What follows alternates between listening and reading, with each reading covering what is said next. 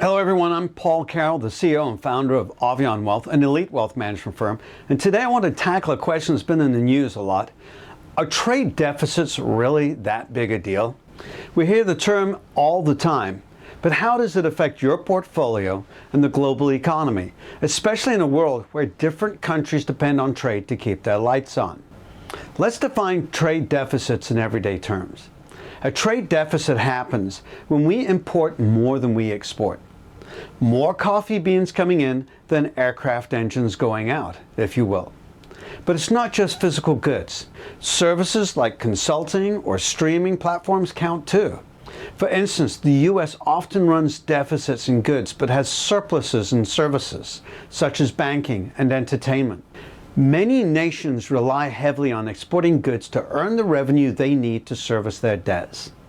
Debts which ironically might be owed to lenders within the United States. So while tariffs or restrictions might not net the U.S. a huge benefit, they can be devastating for countries that rely on those exports to pay their bill. So as my clients know, I like to travel. I'm interested in the world. And a few years ago, I visited Bali, Indonesia, and one of my purchases while over there was coffee. Sumatra makes a rich, earthy roast that's tough to find at scale in the continental United States. We just don't grow it. It's a perfect example of trade in action. We get delicious coffee, and Indonesian farmers earn crucial export income they use to pay their debts, often denominated in US dollars.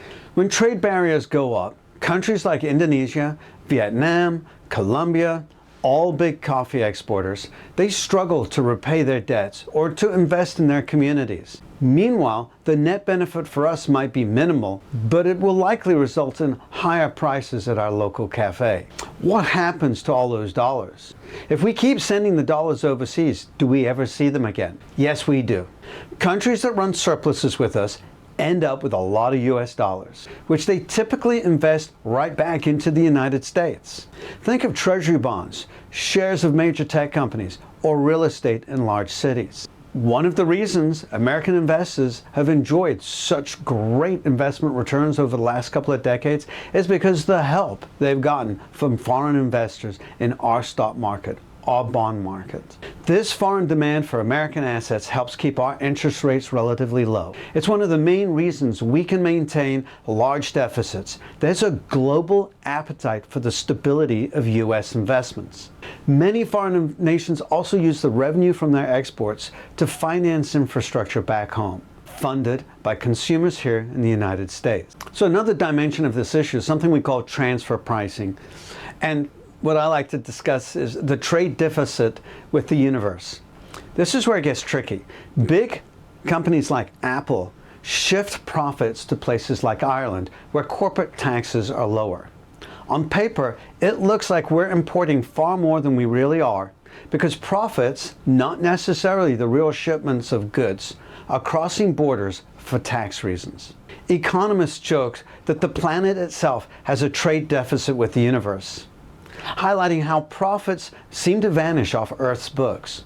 While this doesn't change the fact that real goods move between countries, it certainly makes the point that the trade deficits that are so widely reported are somewhat distorted and definitely exaggerated.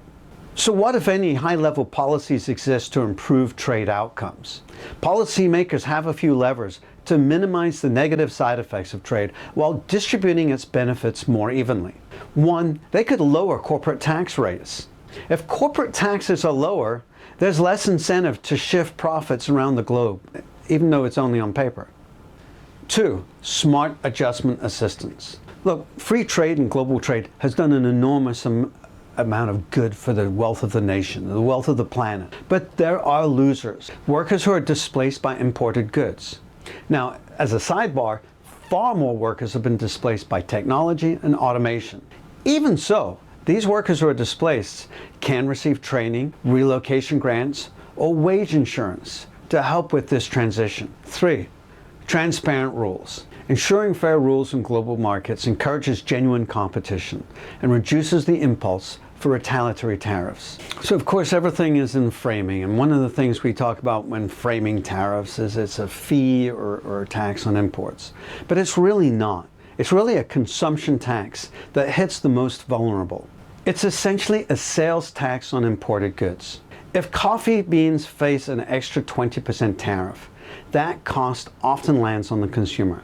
Because it's a flat increase, it disproportionately impacts lower income households, those who spend a bigger chunk of their budget on the basics. We have a 100% plus tariff on China.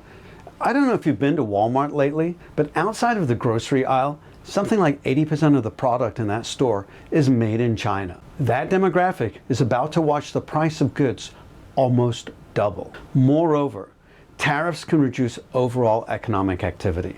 When one link in the supply chain becomes more expensive, it ripples through manufacturing, retail, and beyond, often canceling out any revenue benefit of the tariff itself. So in conclusion, do trade deficits matter?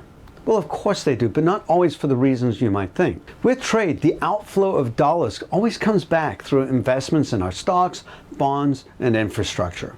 Tariffs may be relatively painless in some situations, but they're a huge stress for export-dependent countries, countries that are often our allies. Ultimately, healthy trade relationships, fair rules, and policies that support displaced workers are the best way to keep the global system functioning, while benefiting investors, business owners, and families across the board.